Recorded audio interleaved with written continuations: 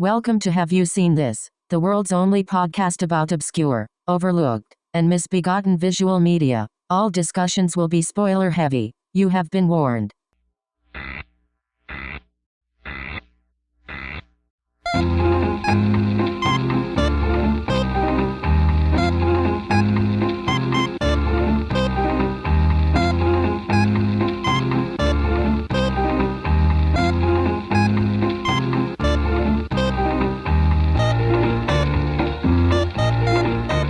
Have you seen this? It's Jen. And Tim. And before we get started, I really quickly want to shout out a new subscriber, Jack. Thank you for joining us over at our Patreon. That's patreon.com/Have You Seen This? Thank you. I just want to also say, as I said to Jack in the DMs, sorry we made you watch Nothing But Trouble. It is kind of like the smell of burning human flesh. You'll never forget it. So for that, we apologize. If you stick with us through Nothing But Trouble, you know that you are already through the worst of it. That's true. Nothing that we cover on the show can ever be as uniquely upsetting as Nothing But Trouble. Yeah, because nothing can really prepare you for Nothing But Trouble. I mean, after you see Nothing But Trouble, you'll watch Antichrist and you'll be like, oh, that was fun. Yeah, you'd be like, yeah, it was something good and light, to cleanse the palate. Yeah, oh, that was cute. I liked Charlotte Gainsbourg and Willem Dafoe as a couple much better than Chevy Chase and Demi Moore. Yeah, that's the real horror. I mean, sure, they had problems, but, who doesn't? Right, yeah, they're a real couple, It's a real movie, Jen. Exactly. And tonight we are... Or whenever you're watching this, yes. Yeah, well... You could be watching this... See, Jen, the important thing is someone could be watching this during totality of a solar eclipse, and it's day and night. You don't want to pigeonhole them, yeah. Well, if you've ever done that, please write in. That's info@haveyouseen.us. Yeah. They could be watching on, the tidally locked surface of, Venus or something. Or maybe... A day's 270 days. Or maybe they went to Jupiter to get more stupider. Well, then they have a place on this show. Just like Sean Connery, they went to Jupiter to get more stupider. But speaking of Jupiter... He went to Jupiter to crack some heads, but go ahead. He did. So, relating to Jupiter, Tim, what are we talking about today? Well, on this blessed evening... for this episode, we're talking about 1981's Outland, which I saw as a kid, and I'm still a fan of it. It is a great sci-fi western in what I think is an underrepresented genre. So yeah, we're gonna dissect this and talk maybe some themes about it. As we do. Yeah, recite the plot beat for beat. Talk about other stuff that relates to it.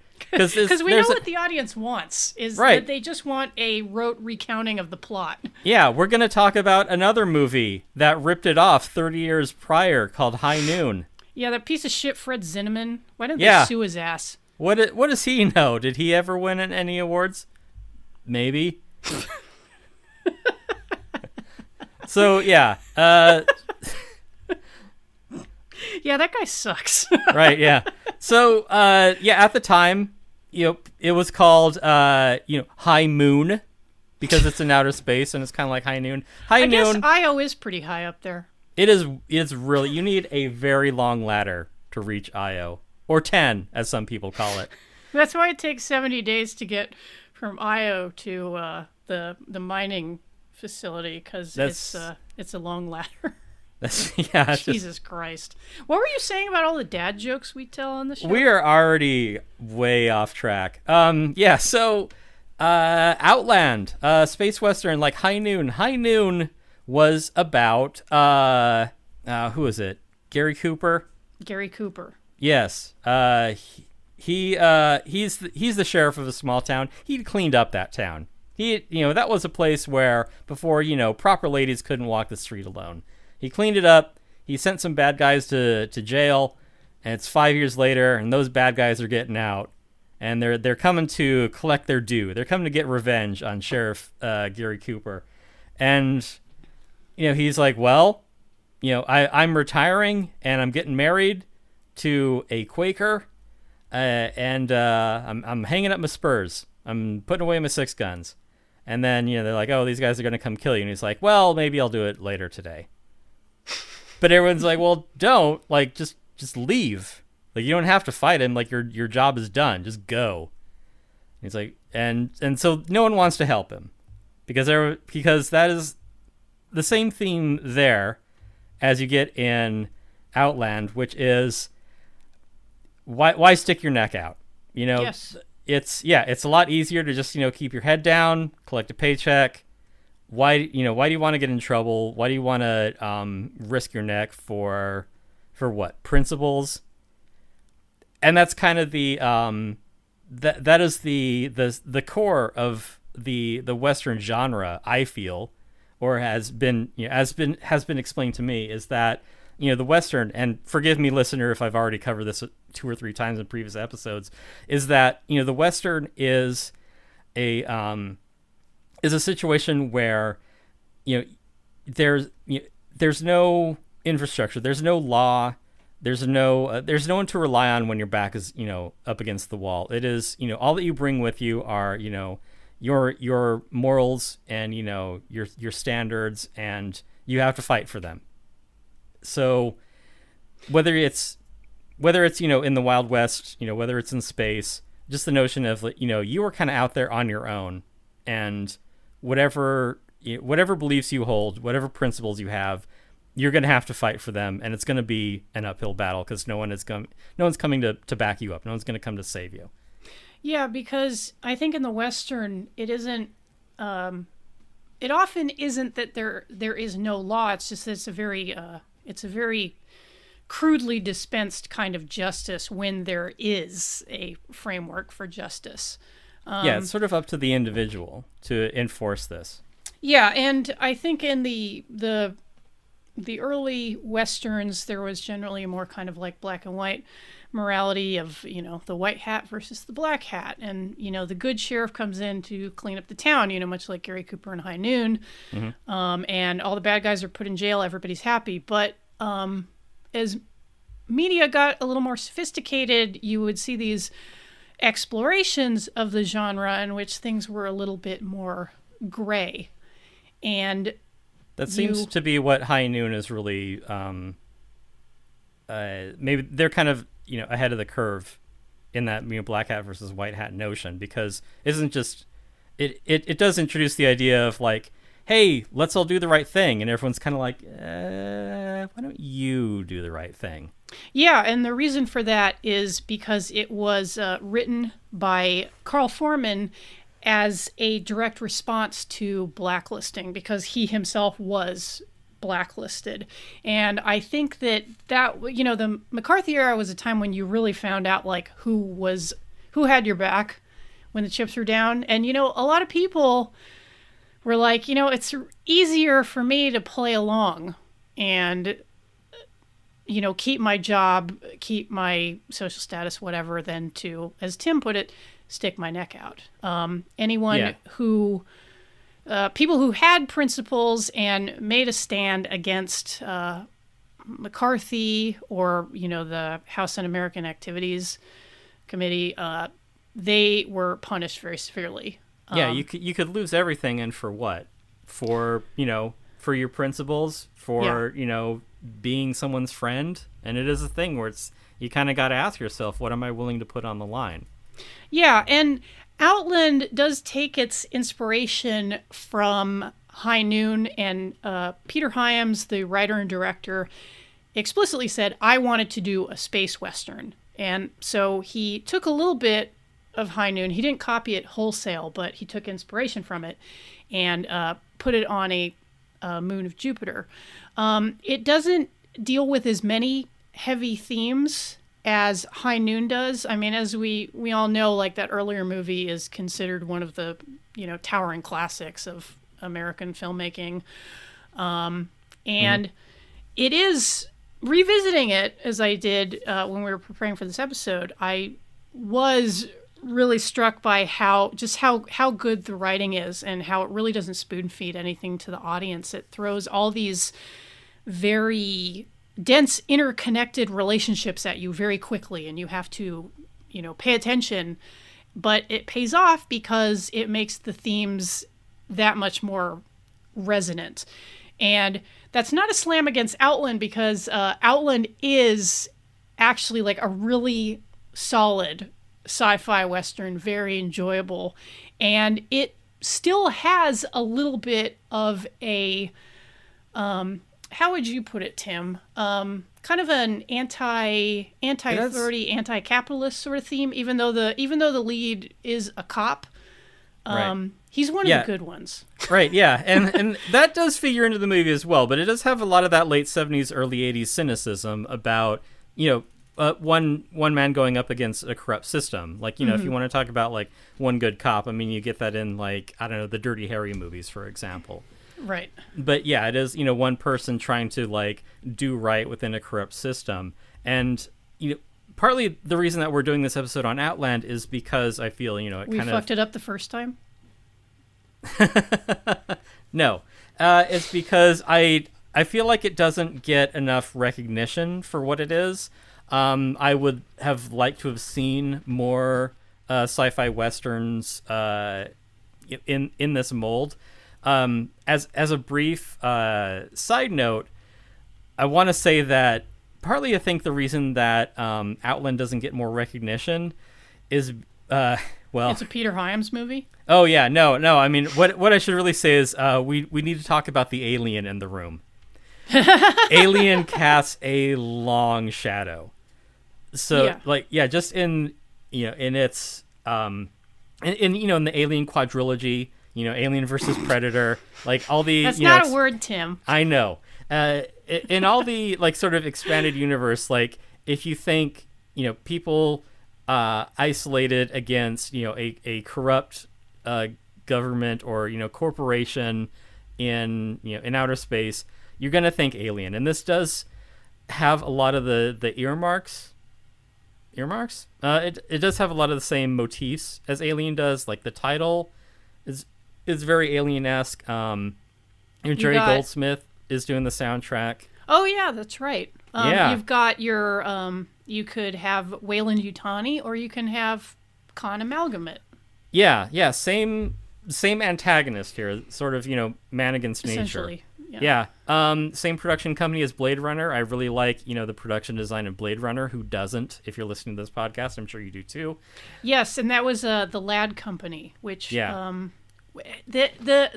production company which started out pretty strong with I think Alan Ladd Jr. and a couple of other executives who'd previously been at Fox and broken off to form their own company. Started out strong in the early 80s because they gave us Chariots of Fire, Outland, Blade Runner, as Tim mentioned, Body Heat. That's a good one. And The Right Stuff. I think they did really well with Police Academy, but then they took a bath on kind of more prestigious pictures like Right Stuff and the American cut of Once Upon a Time in America. So they didn't really do anything for about 10 years until they produced the Brady Bunch movie. Well. For 1995. And then they gave us Braveheart and The Phantom and a very Brady sequel, and then for all intents and purposes they shut down like 10 years later. So they're like, we've made 2 more Brady movies. I've what wept else can for we there are accomplish? No more worlds to conquer. Yeah, yes. Exactly. So shouts out Ladd Company. I'll always remember that logo from the beginning of Blade Runner. Very distinctive. That logo is dope. It is nature, but it is as projected through a CRT. It's it's nature and technology. It's a simulacrum, as I am fond of saying. Wow, like remember tube TVs? Heck yeah. Love tube TVs, yeah. This is a tube TV kind of science fiction movie. Oh, for sure. Yeah. And and I do love so much of the production design on it, and it does share a lot of the elements with Alien. Mm-hmm. Like the same like kind of tube TV aesthetic, low key lighting, same kind of lived in, kind of industrial design aesthetic. Like not a lot of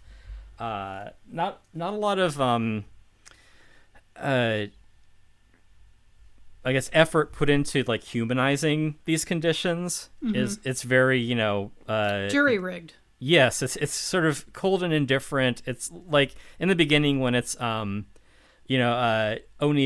Sean Connery's character, and his wife and his son hanging out, and it's just like all like the bare metal and like pipes and like reinforcement beams and like extra like alert panels and TVs and stuff. It is a very inhospitable environment. It's one that is not it isn't like a comfortable, welcoming place.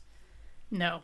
Yeah. One other thing too that I like, just since we're rattling off things, not just the like production design, but also costuming shares a lot of DNA with Alien. Like a lot of the like minor details, like company logos, like the Peter Boyle, Shepard, the antagonist in this, like he's got his company hat with the company logo, and he's got a uniform, they got patches, like all this great little world building minutia that I really respond to, because it just is such a distinctive, well realized, in depth world that they're creating here, and it is in fitting with the appeal I feel of a space western. It is a blue collar world. It isn't it isn't sci fantasy, isn't high minded abstract stuff. It is about regular people in the science fiction context, and that's that's one of the interesting things about this movie as a sci-fi western is that even despite changing the context, we're still dealing with relevant human issues. The idea being that even in the far future, like humanity never changes. Like people are still going to be like greedy and selfish, maybe neglectful, trying to like cut corners, just not really being their best selves. So it's a nice way of reforming those same themes that you might get in a western, but in a new and exciting context where human life is cheap. Yes. Not just, when you're, Chinese working on the railroad. Yeah, and it does make the movie stand out a little bit from it could have been like a really rote kind of reskinning of Alien, but its anti-capitalist themes make it a little more interesting. Yeah. I mean, it's a cynical movie, and it does deal with different.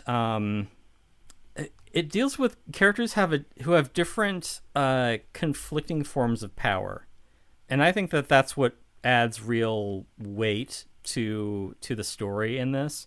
Because we are dealing with I would say the three central characters. There's O'Neill, who represents the law. He's a federal marshal. There's Shepard, who represents corporate power, and then there is what is her name? Dr. Lazarus. Yeah, Dr. Lazarus. There's always a character. Actress's name? Frances Sternhagen. Frances Sternhagen. I knew I was going to mess that up. She's great. Yeah, and she's kind of like, she isn't really beholden to anyone, because she is the top of maybe three people, but she has her own sort of sphere of influence, and it is each one of these people maneuvering to use their power to achieve their own ends. Well, and I think that kind of a theme of a lot of westerns is this idea of this is a lawless place, everyone's out for themselves, and so you get a lot of very gray characters who will not necessarily going to do the right thing. They're gonna do what's in their own best interest. They're going to do what they can get away with. Yeah, and part of what adds interest to the story is the protagonist kind of winning over these gray characters to their side. Someone who would normally just look out for themselves is suddenly swayed by the strong moral stance of the protagonist to actually help or, care about someone besides themselves. Because, Dr. Lazarus is extremely jaded at this point. And she's not a pleasant person. She's a great character. Yeah. It's like they're multi-dimensional characters. Like she isn't just a doctor. She's kind of she's a crabby doctor. So she's a bones type of doctor. Yeah, she isn't just defined by her job, but she has her own angle to it. Yeah, and she really butts heads with O'Neill at the beginning of the show. He even threatens to kick her arse all over the room. That is a great exchange, because that's exactly what I'm talking about like the differences of like what sort of power and influence each of them have. By the way, that was just Sean Connery improvising. Yeah, he didn't even know the cameras were rolling. He's like, I just like to beat women.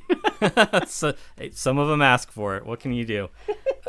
So yeah, like the notion about each of them having like a different sort of power structure, I think really is at the core of the movie, because O'Neill, like he has his underlings who like answer to him because he's the man in charge, but like if they don't support him, it all kind of starts to unravel.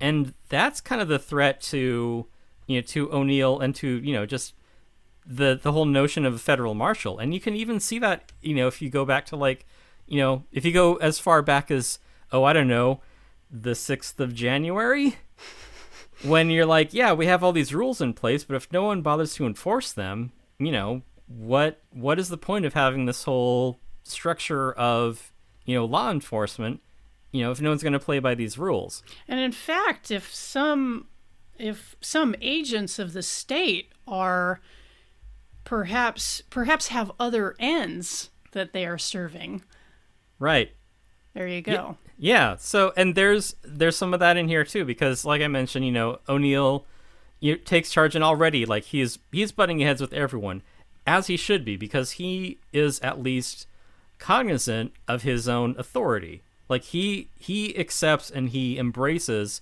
his authority as a federal marshal. And that, already creates problems, because in the sort of introductory meeting where it is, him and, Dr. Lazarus and, her staff and Shepard and all of his, corporate staff, Shepard lays out, it's like, we've been breaking productivity records, for months. Like, everyone loves us. We're doing great. The guys work hard. They play hard. Yeah. And, maybe that means, like he's like, give them a little bit of leeway. Like, yeah, maybe a hooker gets stabbed once in a while. We don't hold it against the guys. Yeah, just kind of sweep that under the rug. The ends justify the means. Don't rock the boat.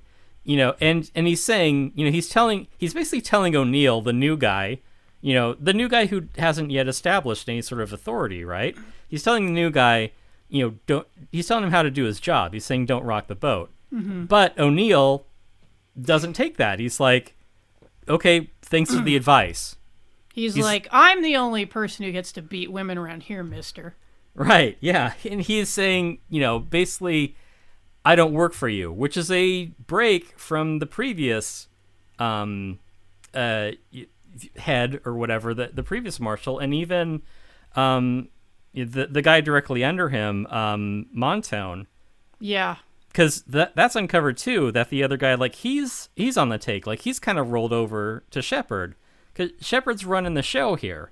But O'Neill is like, well, I don't work for you. I work as a federal marshal, and I'm here to do my job. You don't tell me what to do. And if people get hurt, I am going to find the reason for it and find the perpetrator and make sure they're punished. But because this Shepard and this entire mining operation like serves capital, they're more of a mentality of like, hey, omelets, eggs. You know the saying. Like, right, yeah. Don't fuck up our high productivity by digging into why our productivity is so high. Yeah. So he has his own job, and that already is in conflict with what the sort of entrenched power structure wants out of this place. And to further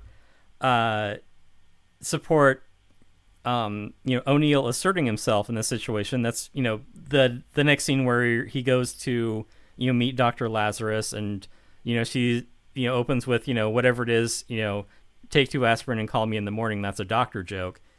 And then they have their back and cunt. I love yeah, her. she is. And I can totally picture her situation being that she's overworked and understaffed, so that whenever things start to go awry, like what's happening, and it was shown in the beginning of the movie, is that one of the miners, it's a space western, of course it's about mining. One of the miners, he has a psychotic break. He thinks there are spiders in his spacesuit, so what does he do? He takes off his helmet. So that's, and as it turns out, that was John Ratzenberger, Cliff Clavin from Cheers. Yeah, it is a little known fact. That is John Ratzenberger. So yeah, that's one guy dies, but Dr. Lazarus, who is already overworked and maybe not great at her job either, because she's been stuck on this mining facility. She isn't head of surgery at Johns Hopkins or anything. She even does make a lot of self-deprecating remarks about her being an old wreck, trying to use the sophisticated equipment. Like, she's got enough to worry about, that when some miner dies for whatever reason, it's like, what can you do? Put him on the slab, chuck him into outer space, put him on the next shuttle out. He's the company's problem. He works for the company. They resolve it. Just, she's just kind of rubber stamping it because, she's got enough to worry about as it is. So when O'Neill comes in and starts putting demands on her, he's like, I want this report of, how many people have died and why, and I want that report tomorrow, or, I might just have to kick your nasty ass around this room. That's a Marshall joke. It's just like, yeah, he is not giving an inch to anyone. He is asserting himself in this new situation, being like, I'm not going to be pushed around. So it is, kind of the same Gary Cooper character from High Noon being like, I have a job to do, and you aren't going to get in my way of me doing it. Yes. Men are men, even on a moon of Jupiter. Right, yes. So it's weird to remember, like, the time when Sean Connery was a huge star, because I remember when Sean Connery was a huge star. Mm-hmm. And, his, he gradually, like, stepped away from stardom, like in the mid to late 90s, and I don't know, but like, it's just weird to revisit the time when he was like one of the biggest stars on the planet, because he'd been James Bond and everything. And yeah, I mean, in spite of him, problematic fave, I'll say, but he is he is don't mouth magnetic off on the to screen. him. So just don't mouth off to him. What do you want? I mean, he's very progressive. And you had better support an independent Scotland. All right. I mean, that just makes sense. Why not? He'll kick your nasty arse all over this room. Right, yeah. But I don't know, it just makes me think it's very direct. Yeah, I guess there's a little bit of nostalgia for me because I've watched so many Sean Connery movies with my dad. Mm-hmm. So maybe that's another thing that I like about this movie. Yeah, that's worth liking. Yeah. I support it. Memories. But anyway, we were talking about, we were speaking about structures of power and capitalism and... Yeah. And maybe that's why I see this one so closely intertwined with Alien, because, there's also, kind of a power struggle aboard the Nostromo. It isn't played out to the extent it is here, because here it is more, it is one individual against, this corrupt system, whereas in Alien, you have Dallas the captain, but when he's off the ship, then you have, correct me if I'm wrong, but I believe it is Petty Officer Ripley who is in charge, and then there's Science Officer Ash. Mm-hmm. And so when the away team comes back to the ship, including the captain. It's like, well, he's not captain of the ship. That is, Ripley. And she says, no, you can't come on the ship.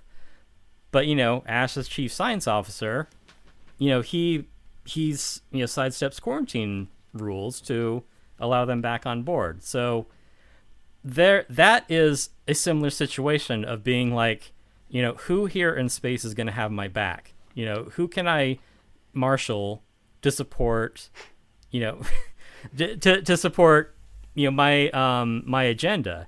And Dallas, he in his sympathy is, trying to, get Kane medical help so you can understand his perspective. But, Ripley's being very, assertive and by the book, being like, we can't allow that. This is what the rules are. Mm-hmm. And, if Ash, of course, is a turncoat, sorry, spoilers. So, he kind of sidesteps that authority. And that's kind of, I appreciate that there are interpersonal conflicts dealing with basically trying to get people to come to your support in an environment where support is not necessarily guaranteed. Yeah, and that is so important to High Noon, because you have this imminent threat coming to town. Like, these guys are coming on the train like today. Right. And they're going to fuck some shit up. Everybody's afraid of these men. But it's easier to run than to stand up against these guys. And what makes what makes that conflict like the more powerful is that it's understandable. I mean, like, yes, like, it's easy if you've watched a lot of Westerns to say like, oh, well, like, I would totally get the heck out of Dodge. Yeah, like, you'd be like, oh, I'd be like Gary Cooper and I would totally like stand up for myself or whatever. But that's really difficult to do in real life when your life is on the line. Like, your and what it is normally these days for most of us in America living like in relative safety, like, usually what is at stake is kind of like social capital, like our social connections, like our professional connections. And we, as social animals, like, those are very important. We don't want to endanger those at all. Right. So when Gary Cooper like unretires in High Noon and says, I need to get a posse together, people are like, are you crazy? Like, pretend I'm not home. Yeah. And, that, of course, there is that is directly inspired by the Blacklist, when a lot of people folded and, named names or whatever, Elia Kazan, instead of protecting their friends. Yeah, I mean, the colleagues. The lesson here is that, in solidarity, you're stronger, form a union. And funny thing about, really quick side note about High Noon, because I think it's important, Gary Cooper wasn't actually the first choice for High Noon. They had initially wanted to get John Wayne, because, as the love interest? As the lead. Oh, I thought they're instead of... Wait, you thought Gary Cooper was going to marry John Wayne? Yeah. Yeah, it was very... it turned out it was a little too spicy for the time. Okay, it's about two different things at that point. But for the part of... Oh, man, like, now I really want to see gay High Noon. Somebody needs to make that. But no, for the part of Marshal Will Kane, they wanted John Wayne because he was the biggest Western star. That follows. Now, John Wayne thought the script was disgusting. Like, he did not want to do it. He thought it was commie crap. Oh, because of all the throwing up and all the poop and fart jokes in it. I don't know. I think they've aged like a fine wine. He was like, I will not do the scene where I'm having violent diarrhea on the toilet. I just won't do it. But Gary Cooper was like, yeah, I'll do it. No, but but of course, John Wayne being famously one of the most reactionary stars in Hollywood. Until we got Clint Eastwood. Well, Clint is like a hair more reasonable than John Wayne. I don't think that Clint Eastwood has ever said, like, and correct me if I'm wrong here, I don't think Clint Eastwood has ever said that he thinks black people are inferior, as John Wayne did in that infamous Playboy interview. But the point I was getting to is that in spite of Gary Cooper also being a Hollywood Republican and generally supporting more conservative causes, and he was actually, I think, a friendly witness before the House American Activities Committee, he was like, yeah, I'll do it. And I think that the reason for that is because he had been in a little bit of a career decline at that time. He was about 50 years old. He hadn't had a hit in a while. And as it turned out, it was the right choice because this movie was not just a success with audiences, but also critically acclaimed. Yeah, also, Gary Cooper, huge commie. So it's just the right script. He wasn't a huge commie, but he did have a huge penis. Well, that's how they let you into the Communist Party. That is well known. Yes, big dick heroes only in the Communist Party. Right. That's why Tim and I are both communists. Right, because Jen's got a huge cock. We have huge penises. Right. And we fuck good. Right. Just like Gary Cooper. But anyway, yeah, so, that is an important subplot. It's just like that extended, prolonged, just exhausting, X-rated scene. Well, that's why between him and Lloyd Bridges.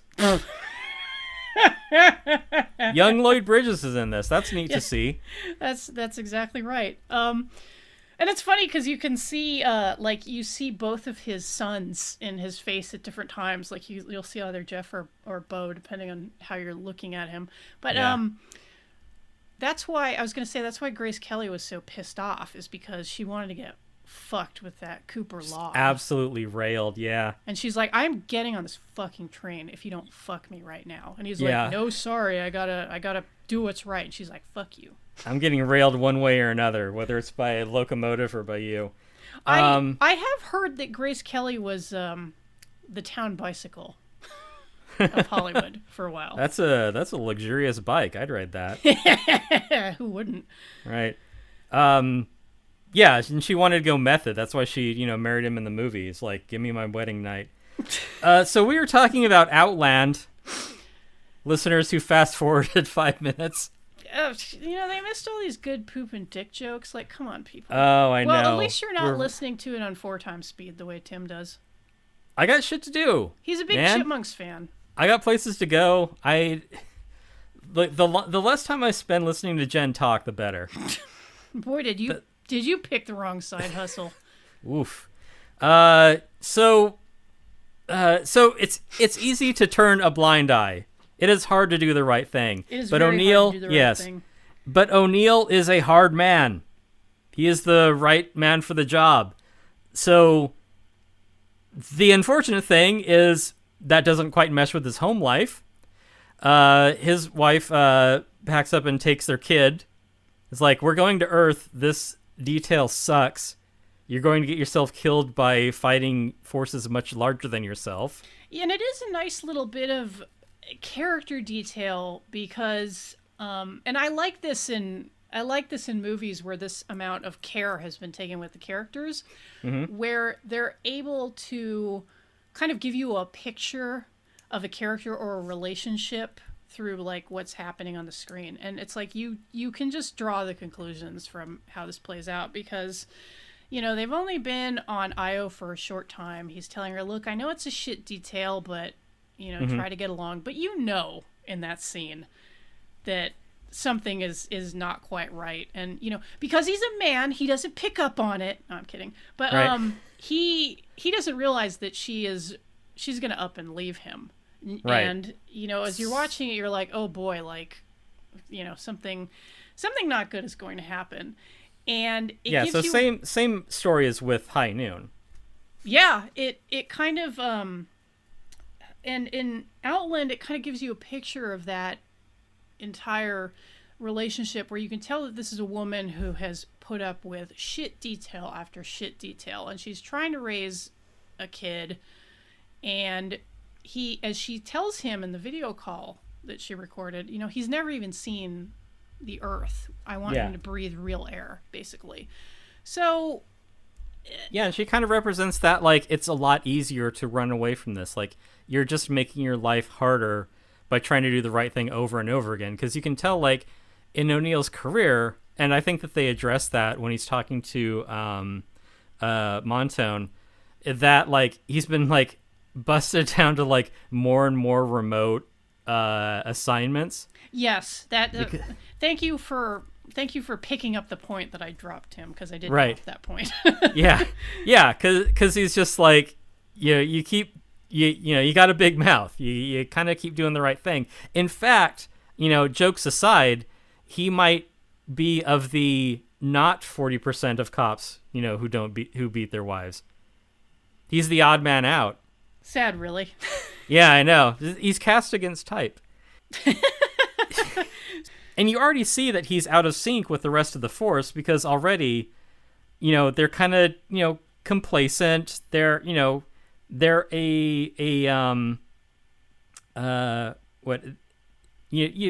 listener, the term regulatory capture. They're sort of a puppet law enforcement arm of the, of the Con Amalgam, business that's running this, this mining franchise. So, and we see that when, like Jen mentioned, the miners, when they cut loose, they really cut loose. And, there's one guy who's on too much of basically space meth. And, he cuts up a hooker, and, O'Neill comes in to defuse the situation. De-escalation, not, cop's strong point. No. I gotta say. But, he explains it to the guys, like, I'm going to come in. I'm not going to, bust down the door. I'm not going to shoot you. We're just going to get you out of there. We're going to have a little talk and calm you down. And he's doing this whole thing. Meanwhile, he's got Montone in the air vent as, like, his backup, in case things go sideways. And, O'Neill is talking the guy down. He's talking him down from 10 to 1 to, force the door open, and then, slowly open it and deal with the guy. He gets down to 1. Montone drops out of the ceiling and shotguns the guy before O'Neill can even do anything. And that's how they deal with problems. Yeah. And the way that Montone is like, well, I turned and I saw the knife, and it's like, oh God, it's what the cops fucking do. It's a little too real. Yeah, it's that like, shit, I don't want to have to, I don't want to have to put myself in danger for some random miner who I don't give a shit about. And like, B, like, I don't want to have to fill out the paperwork, and, C, this could, lead to him talking, that could lead to an investigation. Like, just shoot the guy. There'll be more miners on, next week's shuttle coming in. Yep. Yeah, and because, in the same way that, like, Montone isn't feeling it, Shepard isn't feeling it, they don't give a shit how many miners die. Like, they see the results. But, I mean, they aren't, writing letters home to any of these assholes. Yeah, and it's really their families. like, it's really like the thing that, and didn't they evoke this in Fight Club? Like the issue with the Ford Pinto? Yeah, he applies the equation. Yeah, where it's, can you explicate that a little bit? Because I'm bad at explaining that kind of thing. Well, it's, A times B times C equals X, and if the amount of court settlements is less than the cost of the recall, they don't do one. Yes, and that is an inevitable result of capitalist systems because, again, much as it is on Io in Outland, human life is very cheap. Right. Yeah. I mean, just, go to any fast food restaurant now. We're in the second year of a pandemic, and they're still like, hey, you need your $7.25 an hour. Go flip some burgers. Yeah, and the health and safety of the workers is never really. I mean, like, they'll pay lip service to it, but it's like they don't really give a shit, and that's very clear in Outland. Like, O'Neill's approach is one where he doesn't want to get anybody killed. Like, he could just blow the guy away, but he's like, maybe I can defuse the situation. Yeah, let's find out what is causing the problem rather than just like finding a way to resolve it. That's exactly right. At gunpoint. And the system of policing on Io is just basically set up in that kind of it's their hammers and everyone else is a nail. Yeah, it's reactionary. It's like, look, we've got, and they do even address that. It's like, we've got a good system here as long as everyone knows their place in it. Yeah, and the cost of a little bit of mayhem is written into the equation. It's like, and much like on Earth and like Earth today, now in real life, sex workers are disposable. Like, right? Yeah. Who cares if he stabs a fucking hooker? Like, they're cheap. We'll get more. Yeah, no one's gonna miss like one hooker on like a Jovian moon somewhere, because already like the people who are out here working are really low on the social status, totem pole. So it's like no one's gonna shed a tear for someone that they don't even know about or someone they've never heard of. Why would they?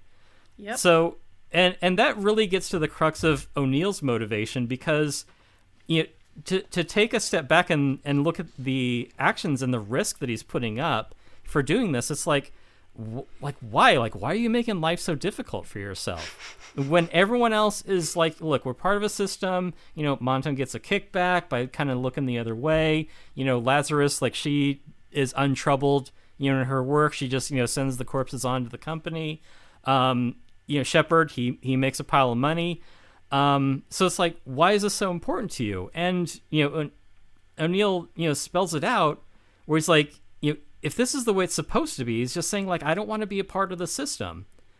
He's saying, I have what I think is the right way of doing things. And this company, this franchise has its way that it thinks is the right way of doing things. And I'm going to see, I'm going to make things work the way that I think is the right way, or I'm going to die trying, because he doesn't want to be a part of that system. It is easy for, Monton to roll over. It's easy for his wife to like run away.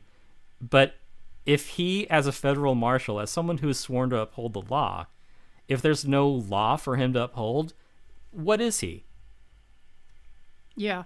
So really he kind of is facing an intractable conflict here, because he's saying, like, either I continue to uphold the law as I understand it, or I'm nothing. Like, my career is basically a joke. Like, the law means nothing. I don't mean anything.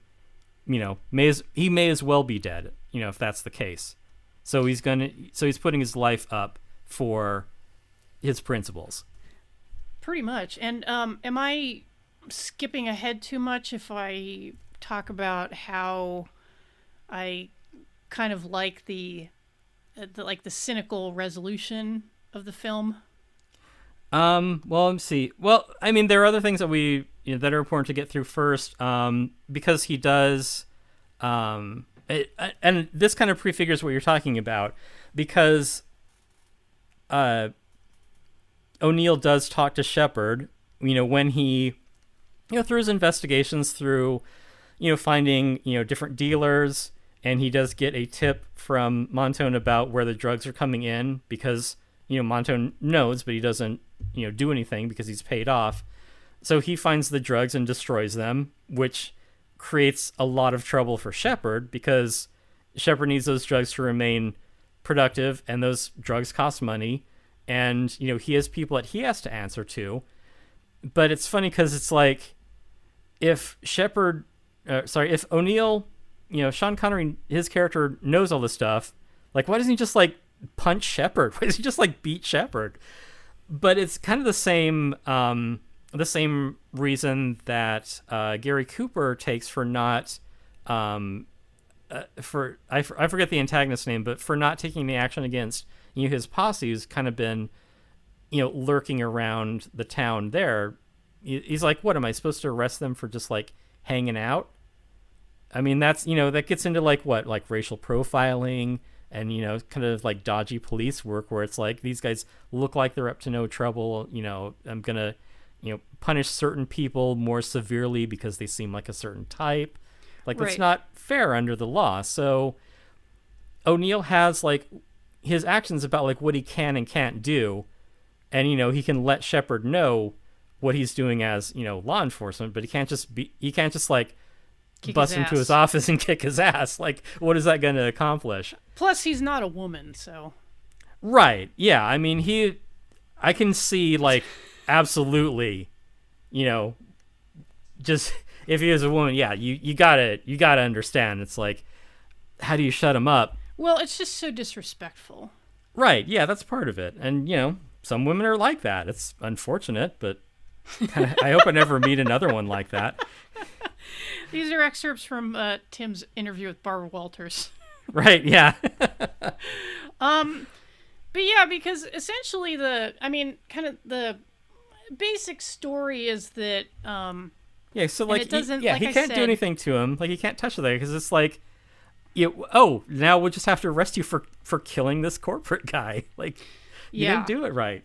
And did we elucidate the plot at all? Did we give like a basic kind of capsule summary beyond like, okay, like O'Neill has arrived on Io to take over as Marshal. He finds some, it's very simple. Like, he finds some dirty dealings. He finds that the reason productivity has been so high on Io is because there are illicit drugs being smuggled in, which work well to a point. Again, like, productivity is up, but like 1 out of every 50 miners will just pop a rivet and go insane. Right. Yeah. Space and of course, madness. O'Neill, being a principled guy, would like to find out why. But standing in his way is Shepard, who, as the what is his job title exactly? He's the general manager. Yeah, like the general manager of the entire mining operation. He's beholden to the corporation. He needs to keep productivity up, and right. as we've explained before, like, it is not in his best interest to care about the mental health and well-being of the miners. So he's not going to cooperate with O'Neill. And the high noon part comes in when after O'Neill has made a little bit of trouble with his investigation, they send some assassins on the shuttle to get him. And it's like Frank Miller and his gang in High Noon coming into town on the train to kill Marshal Kane. Right. Oh, Frank Miller. So he's reactionary. Yeah, that is kind of funny. And that the song, the theme of High Noon, they actually evoke the name Frank Miller. Wow. Yeah, and I know I've heard that song, but I think I've only heard it in context of Red Dwarf, which is another gritty space sci-fi about realistic characters. I think I first learned it from Mystery Science Theater. Probably, yeah, I could see that. Shit, what is that song called? Do Not Forsake Me, Oh My Darling? Yeah. The Ballad of High Noon. Oh okay. It's called High Noon, the song. It's called High Noon Remix. Right. But yeah, so it's again, Outland isn't a direct lift of High Noon, but it does draw some of those plot elements. Yeah, it has a lot of common themes. Yeah, and it did occur to me, like, watching Outland, because I rewatched both to prepare for this episode. I was like, shit, what if the train had arrived early in High Noon? Yeah, that was kind of a jump start sort of moment. Yeah, because the shuttle gets there a little bit early in Outland. It's just like, oh shit. Oh fuck. But those guys had to, like, assemble their guns and stuff. So yeah, and the way that they're introduced is great too. There's a little bit of that in Aliens when they salvage the Narcissus, but the way that they're introduced, you don't see them directly. You see, like, shadows moving through light. Like, you get this implication of there is some sort of form coming this way, and then that's when all the guys, all the miners, disembark from the shuttle, and then you actually get to see who the two guys are that they sent. And it's weird because I don't remember it just being two guys. I remember it being like the Dirty Dozen or something. Yeah, Charles fucking Bronson gets off the shuttle. Yeah. And credit to Peter Hyams, because in addition to writing and directing this film, he was also the cinematographer. And we have a little bit of inside poop on the director of photography thing as relates to this movie. But just briefly now, I'll say that he is really responsible for a lot of the look of the film. He does use the space very well, and it's some very nice examples of lighting, one of which you mentioned is, those guys getting off the shuttle and, kind of making them look dangerous and mysterious just by the way that he just hidden lights in them. shadow. Yeah. So, props, Peter Hyams. Yeah, and there's a lot of great other effects work in that. I've already mentioned how much I like the set design and costumes of this. Good use of models as well. Yes. Like I really like that aesthetic. And the process, the way that they're shooting those, where they're shooting like footage and models and like live footage all together, because there's a really technically complex shot that is there's an inset of vac-suited miners leaving an elevator onto a gantry, which then forms the backdrop of the foreground action where miners are talking about how they're running short shifts, which is also a great clue into how they're kind of cutting corners right on this mining operation.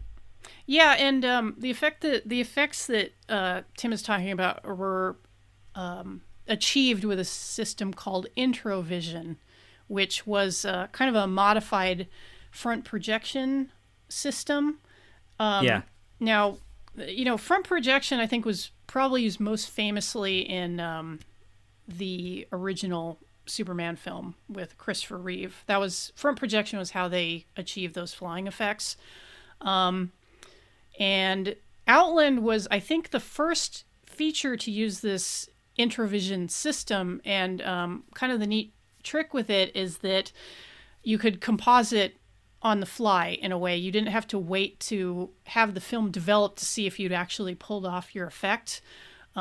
You had, I'm not sure if it was through the viewfinder or the monitor, but there was a way that as you were working, you could see how the composite shot would look with the live actors and the backdrops and the sets. So, and that was used very extensively until I think like the early 90s when, obviously digital compositing started to become a thing, and it was phased out. But, and I know it makes me sound like a fucking boomer every time I say it, but like these optical effects, like just give me such joy to behold. Like, right. It's no, just, allow it. Yeah. Everything just feels like it has like heft and gravity. It feels lived in. The actors can interact with objects instead of like a piece of gaffer tape on a pole. Yeah, tennis George ball. Lucas. Right. No, I mean there continues to be a place for models in this stuff, and I really just like the overall look of it. Mm-hmm. And I don't know, do you want me to do the cinematography drama dump here? Yeah, go for it. Yeah, because it was very interesting what I found out while looking into the production of this film, because it is a great looking film, and you're like, oh, well, who was the DP on this? And the credited DP is Stephen Goldblatt, who is no slouch. Yeah, he's well, he's had a very long career, and he's done not as long as Gary Cooper's, am I right? I don't actually know if Stephen Goldblatt is packing. I will look into that and let you guys know. I did find his email address on this forum, so I guess I could just write and ask him. Ask him for a dick pic. Go for it. It's a Mac.com address too, which is funny. Should modern. I mean, it's not as AOL or something. Should we just fully dox him on the show? Yeah, go for it. If you have any questions about Outland, write to blah blah blah. So he is the credited DP. Right. He has done some really big movies, all the way up to The Help, very recently. He also worked on Lethal Weapon 1 and 2. He's also lensed some very have you seen this kind of movies, one of which we've covered on the show. His first Don't credit make me guess. His first credit was Breaking Glass. Kind of the British punk film. Yeah, we kind of give mixed reviews. Yeah, and a couple of other definite potential topics for Have You Seen This? He worked on The Cotton Club, which I definitely want to cover one of these days, and Joe versus the Volcano. I was too young for that. I'm like, what the hell am I watching? I saw that in the theater. Huh. I did not get it. Yeah, me neither. I mean, it's possible you could have been older and still not gotten it. Be like, what am I watching? Yeah, that one might be worth revisiting. If you're a fan of Joe versus the Volcano, give us a shout. info@haveyouseen.us or, on our Twitter, HYST pod on Twitter. Okay, Stephen Goldblatt, obviously a very accomplished cinematographer. Yeah, nice work on Outland. But as it turns out, there is scuttlebutt that he really didn't have much to do with the lighting and photographing of so he's Outland. one of those guys who takes a bribe and looks the other way, huh? And I found this on a cinematography forum. Cinematographygossip.blog or whatever. Yeah, I love going into old message boards and reading really juicy posts from 2005. It's so fun. I don't know why. Or if you look in Google groups or something and you're reading alt.mst3k posts from 1989.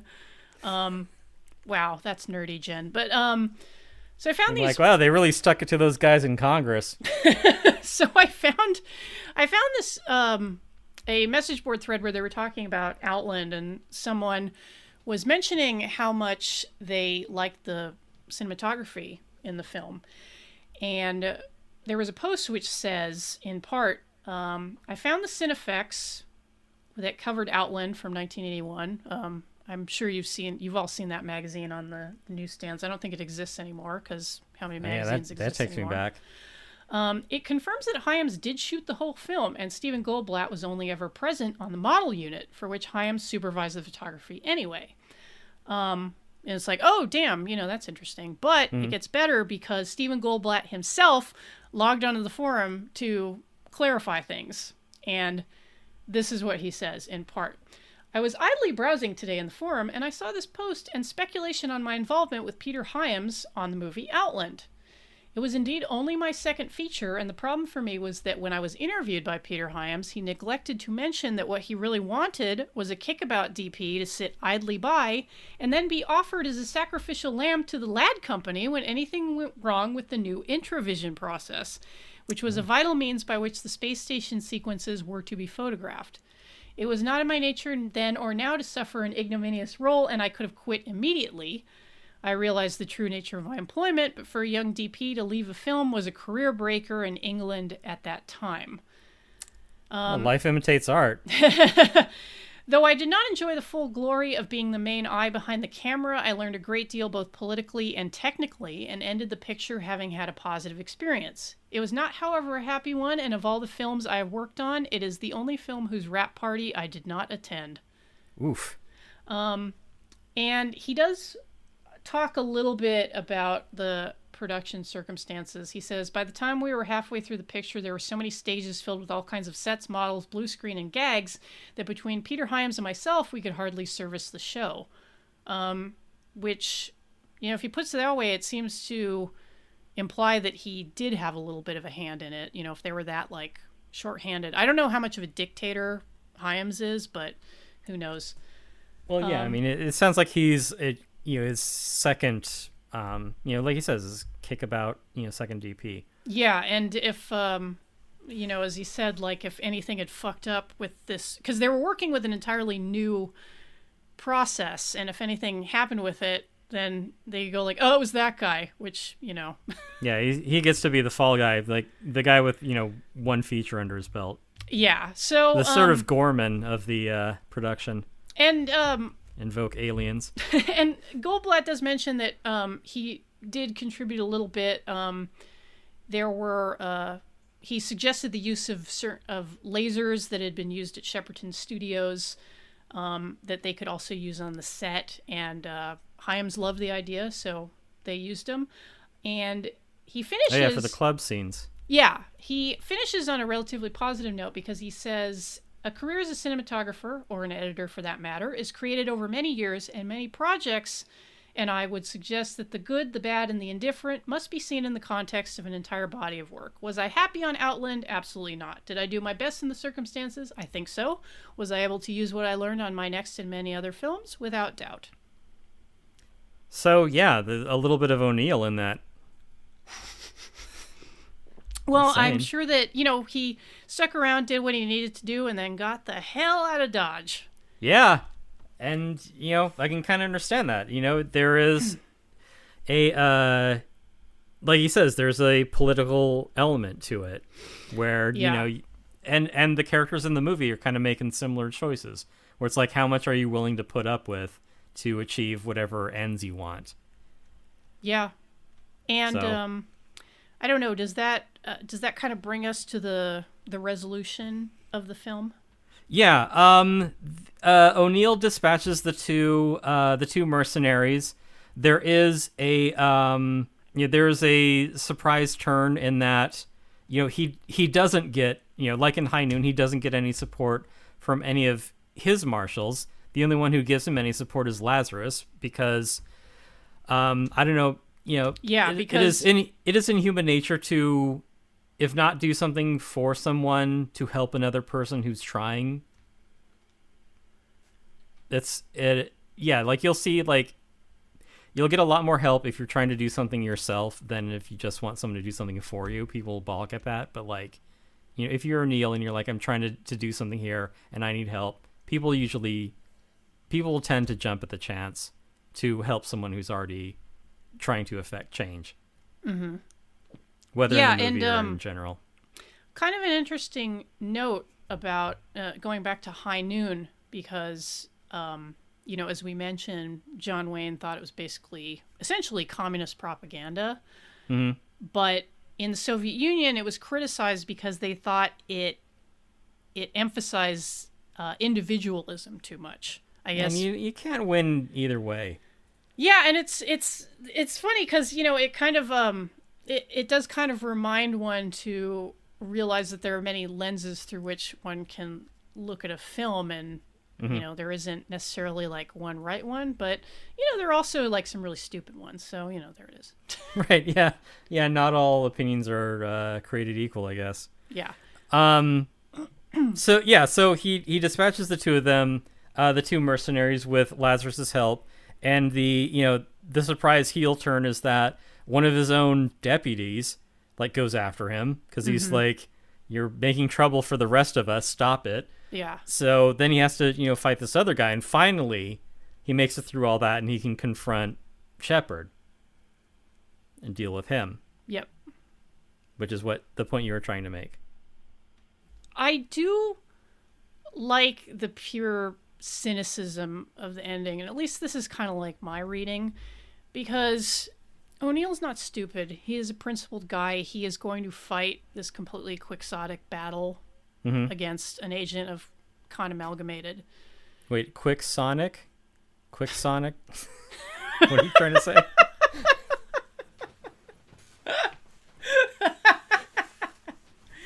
God damn it, Siri. I'm just trying to help. Well, stop it. Donkey Hote. Ote. Yeah. So O'Neill's not stupid. He is going to fight and defeat Shepard. And that's what the audience wants. We want that little bit of payback where the hero gets this victory. But mm-hmm. he's not going to take down Con Amalgamated by itself. And he knows that. So once he's punched out Shepard and laid him out flat in the titty bar, mm-hmm. he's going to get on the fucking shuttle and go to Earth to be with his wife and son. Right. And I even like the confrontation between him and Shepard, because it isn't as cut and dried as like you're under arrest, because you can see like he kind of goes up to him with like that notion, but yeah, it is a cynical movie where he steps up to him and he's like, Shepard, fuck it, and he just lays him out. An interesting thing too, there's a moment where the not too bright sheriff from Stranger Things does a similar exchange where like he's trying to like fast talk his way past like some kind of security, and he's like, well, what's actually and then he realizes like his fast talk isn't going anywhere, so just kind of like, well, he just knocks the guy out. Yeah. And so, in High Noon I recall there's a scene where Gary Cooper just fucking punches a guy in the face. Right. Yeah, because it's like, yeah, we know we can dance around this, but it's just like, it's time for direct action. Yeah, and that is kind of what puts Outland like a little bit above other kind of like, fun cynical sci-fi romps, is that it's that realization that you can't fight City Hall. Right. And that there's only so far that one individual can go against this kind of like systematic rot. Right. Well, he has disrupted enough of the system that, Shepard is kind of in a bind too, because like if it comes out that Shepard, who is working as the general manager of this franchise, if he's been allowing drugs in there, he either has to take the fall or the people above him will, and they aren't going to do that. Yeah. So, he's kind of like, he's the last, he's kind of the last mile of this corrupt system. So he's the one that pays for it. Mm-hmm. He's someone else's fall guy, despite being the head honcho of this mining operation. So yeah, you kind of have to understand that there's, a limit to what, the individual can achieve. And, O'Neill, for his part, does what he is supposed to. And it's sort of like, if there are enough people who are acting in accordance with their responsibilities, then the system works. It's just, there's enough sort of slacking off, for lack of a better word, that allows these sort of things to happen. It's, it's a world where, evil triumphs when good men do nothing. Yeah. So that I think is kind of the basic message of Outland. And O'Neill kind of realizes like what's the most important thing, which is to, it sounds corny because it sounds like I'm talking about the Fast and the Furious movies. It's family. No, I mean, yeah, because it's like, why do you fight for what are these things that are the reason you're fighting? Yeah, for? Because like the foundation of like a healthy society is like family and solidarity, not necessarily like the traditional family, but caring for the people around you. And he's going to do that. Like his wife made this difficult choice. Maybe she didn't handle it quite right because it didn't seem like there was a hell of a lot of communication going on between the two of them. Maybe she was afraid he would punch her in the face, but right. He's gonna go she's to not a bitch. Right. I mean, he's not punching every woman in the face, just ones who, sometimes you meet a woman, you're like, she needs to be punched in the face. and yeah, like there's not a lot to her character, but her interactions are, and she does kind of, remark on that, like how cowardly she feels for like running. Mm-hmm. Which, fair point. She's like, this isn't the way that I wanted, to do things. But she's like, I know that, I would have lost my resolve if I was, facing you directly. I would have stood by you. But, she's kind of like, the die is cast. I've already left the shuttle. Here's a video message of me saying goodbye. Yeah, because she's kind of putting, like, she's putting her son, like first, basically. Yeah. Like, for her, it's more important that he get to Earth. And, like... Yeah, it's a well-realized character. It makes sense. Yeah, like, and it's sad, but you kind of realize, like, I mean, looking at Io, you're like, yeah, that's a real shitty place to have a kid. Yeah. Was he gonna like go to the strip club between like, getting his braces and He's gotta staying learn at home? sometime. I mean, yeah, that's a sex education, Tim. You saw what those dancers were doing. That's true. Yeah, but I didn't believe it. So, yeah, and at the end, there's, the brief epilogue of, his message to his wife saying that, he's going to make the shuttle because, ultimately, it is his family, and a law-abiding, ordered world that he's fighting for. And so, it is, at the end of it, he says, looking forward to sleeping with you for a year, which is a sweet message to end on. It shows that he's, he's reconnecting with his wife. Yeah. So good for him. It's nice because it's like not the mega happy ending, because like I feel like the mega happy ending would be like, oh, also like everybody on the executive board of Con Amalgamated was indicted. Yeah, was blown up with an asteroid. Yeah, and it's like, that's really not, as much as we like it, that's not how the world works. So right, yeah. You can kind of only affect change on a local level. Yeah, and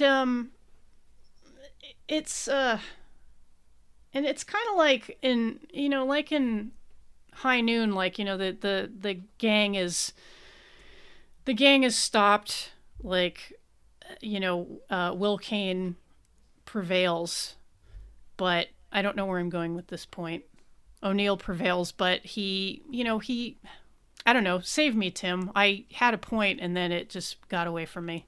Okay, well, yeah, I mean, you can prevail within your local sphere, and it doesn't go as... Yeah, it doesn't go as... For a movie that's already this jaded, it doesn't try to suppose that everything will be right in the world. It's just you can kind of only, stand up for yourself, do, the right things, stick to your guns, literal or metaphorical, and, try and use those things to carve out some peace for yourself and the ones that you care about.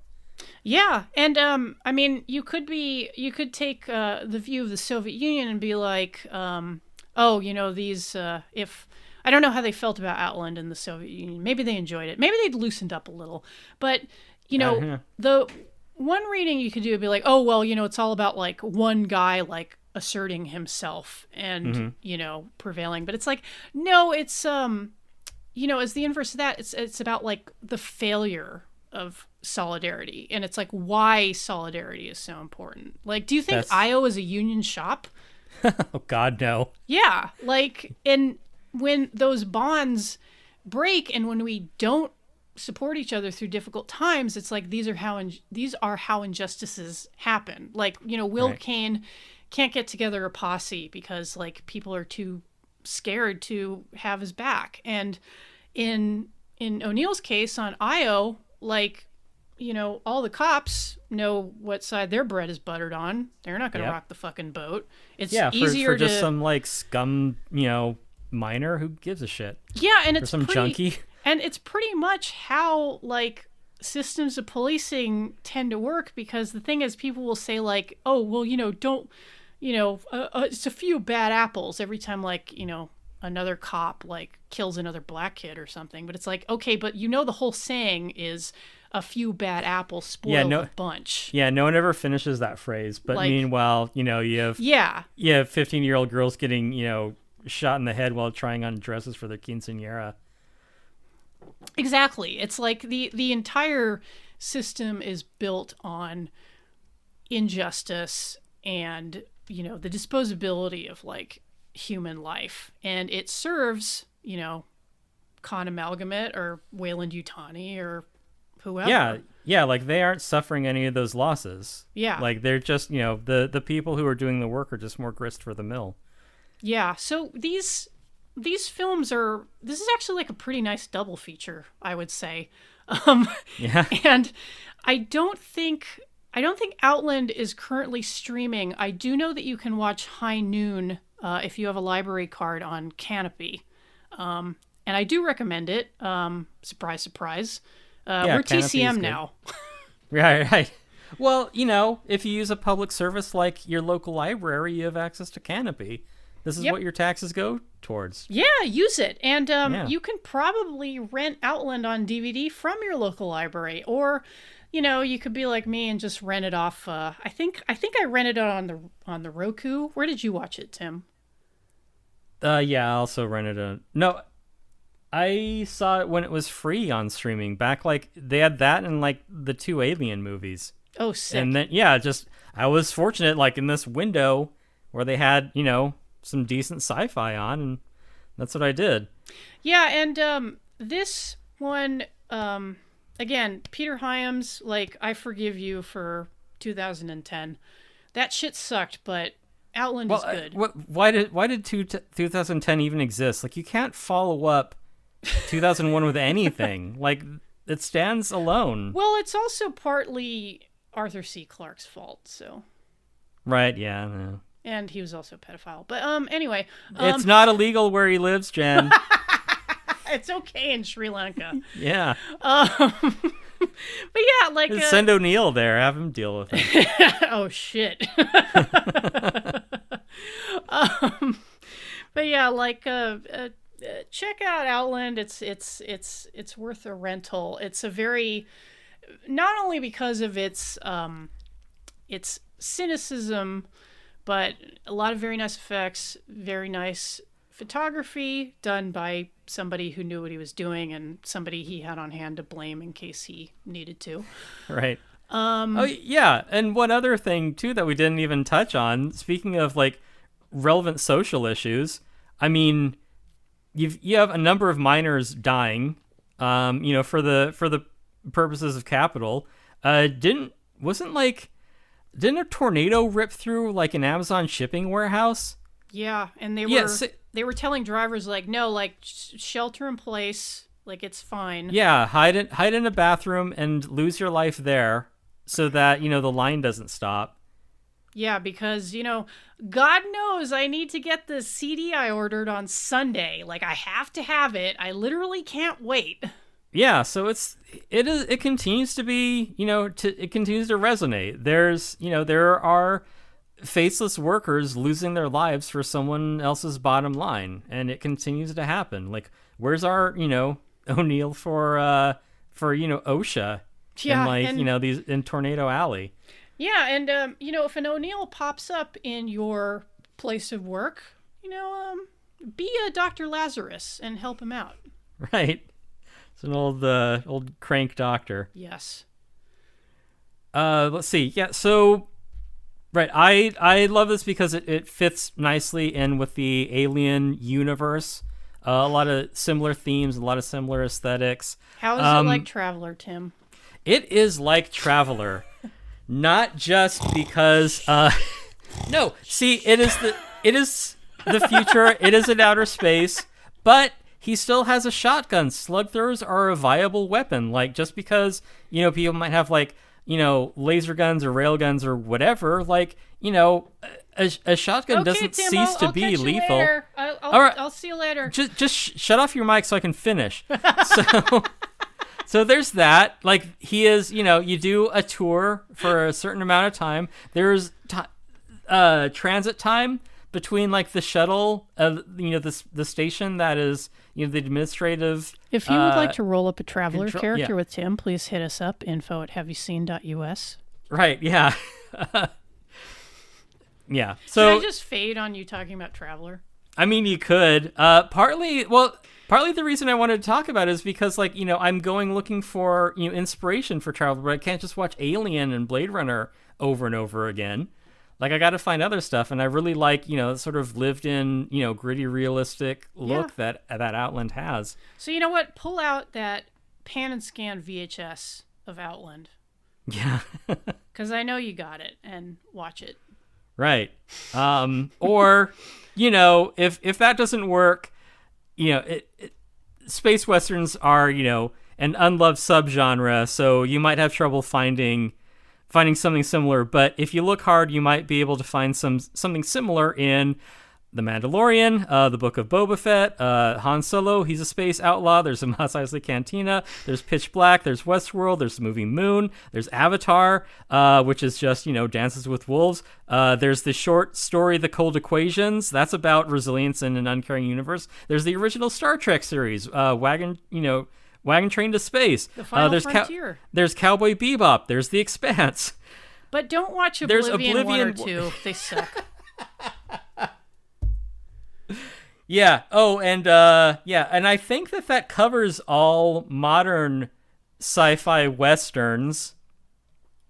There aren't any that we left out deliberately. No, I think that's it. I think that is everything worth talking about. Yeah, that is literally every space western. There are no other space westerns. Do not write in to info@haveyouseen.us and say, hey, didn't you forget? No. We didn't forget. We did not. Yeah. What I would be curious to see is so we've had westerns adapted for space. It's a nice, new, exciting environment. Oregon Trail in space. Unforgiven in space. Fistful of Dollars. In space? In space. Magnificent Seven. Ending the episode in space. What else? Like, yeah. You don't want to keep talking. I have copious notes. Well, we didn't even do your due diligence, Tim. Yeah, we didn't even talk about the Golfomat. There are a lot of other the Golfomat. Like part of I think the only thing that this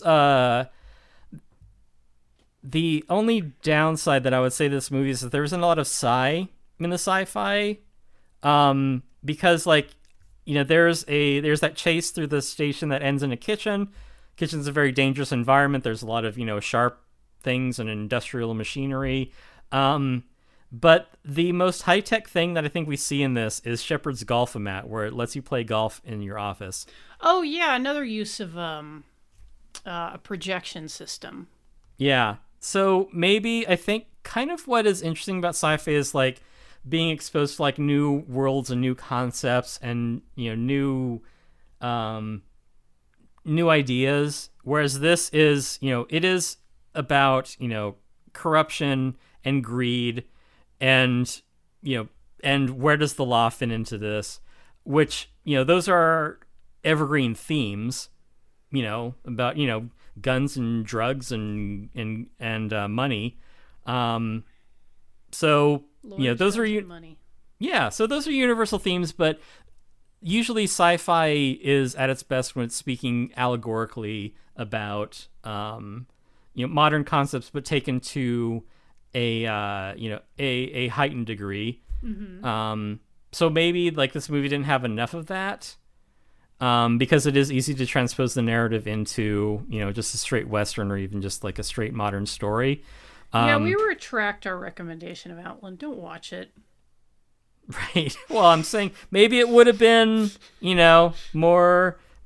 Maybe it would have it would have garnered more deserved acclaim, being more sci-y. As it turns out, this movie barely broke even, I believe. Right. Like, which is unfortunate because I mean we spent an hour talking about, you know, what a you know, resonant story with, you know, textured characters that it is.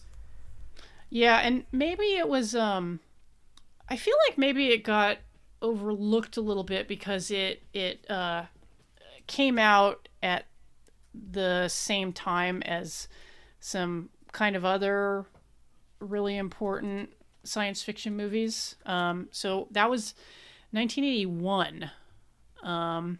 And this arrived at the same time as, let's see, Escape from New York, and it's a very different sci-fi movie. Yeah, and Road Warrior, Mad Max 2.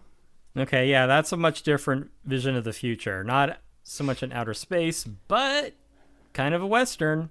Ooh, and look Scanners. At it that way. Yep. Scanners came out the same year. I love Scanners. Yeah, Scanners, much different kind of science fiction movie, but yeah, that one's great as well. Oh, and one that Tim really enjoys, Heavy Metal. The anthology cartoon? That is the one. Yeah. Wow, we were spoiled for sci-fi. What did I know? We didn't know how good we had it. Yeah, for real. So, yeah, I think, you know, there's a lot of relevant themes in Outland, which is worth checking out. Yeah. So now on to Traveler.